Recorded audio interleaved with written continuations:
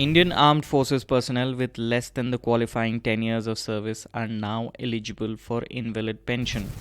Defense Minister Rajnath Singh has delegated powers for urgent purchases of up to 300 crore rupees or $40 million to the armed forces to meet their emergent operational requirements.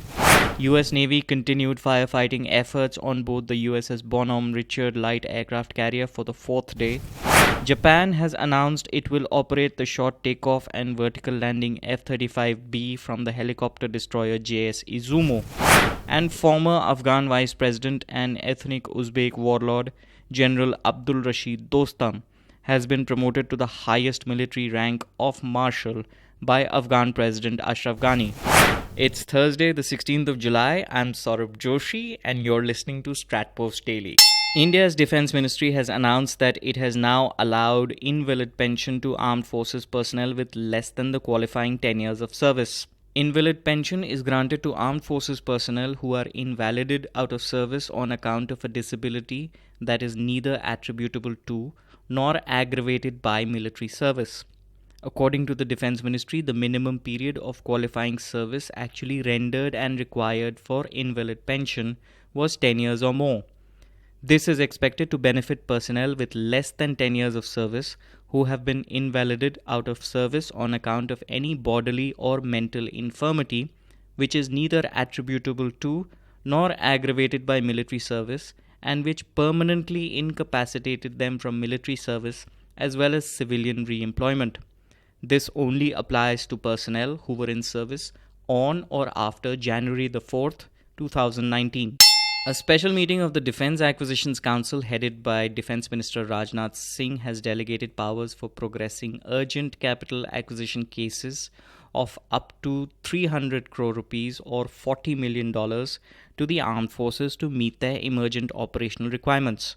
According to a Defence Ministry statement, this will shrink the procurement timelines and ensure placement of orders within 6 months and commencement of deliveries within 1 year. US Navy and firefighting personnel have been battling the fire on board the amphibious assault ship USS Bonhomme Richard at San Diego Naval Base for the fourth day since the fire broke out on Sunday morning. Images of the fire circulating online demonstrate serious damage to the 40,000-ton light aircraft carrier that was docked for maintenance, repairs, and upgrades. Meanwhile, the same formation to which the USS Bonhomme Richard belongs, Expeditionary Strike Group 3, has commissioned a new America-class amphibious assault ship. The US Navy announced the commissioning of the 45,000-ton USS Tripoli, which is the first light aircraft carrier built ready to accommodate the F-35. This is the third US Navy warship to bear this name. Japan has announced in its new defense white paper that it plans to operate the short takeoff and vertical landing F-35B from Japanese Maritime Self-Defense Force helicopter destroyer JS Izumo.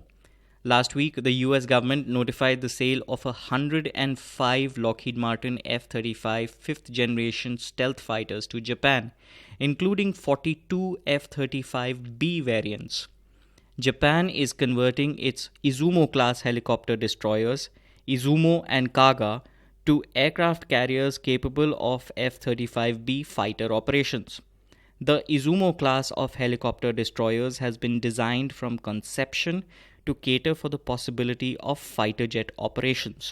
The former Afghan Vice President and ethnic Uzbek warlord, General Abdul Rashid Dostum, has been promoted to the highest military rank of marshal by Afghan President Ashraf Ghani on Wednesday, as part of a deal between Ghani and rival Abdullah to share power after elections last year resulted in a deadlock.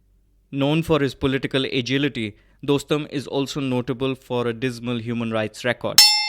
And that's the mix today. If you like this podcast, you can subscribe to it on Google or Apple Podcasts. And if you're active on social media, make sure you don't miss anything by following StratPost on Twitter, Facebook, YouTube, and LinkedIn. I'll be back tomorrow with another edition of StratPost Daily.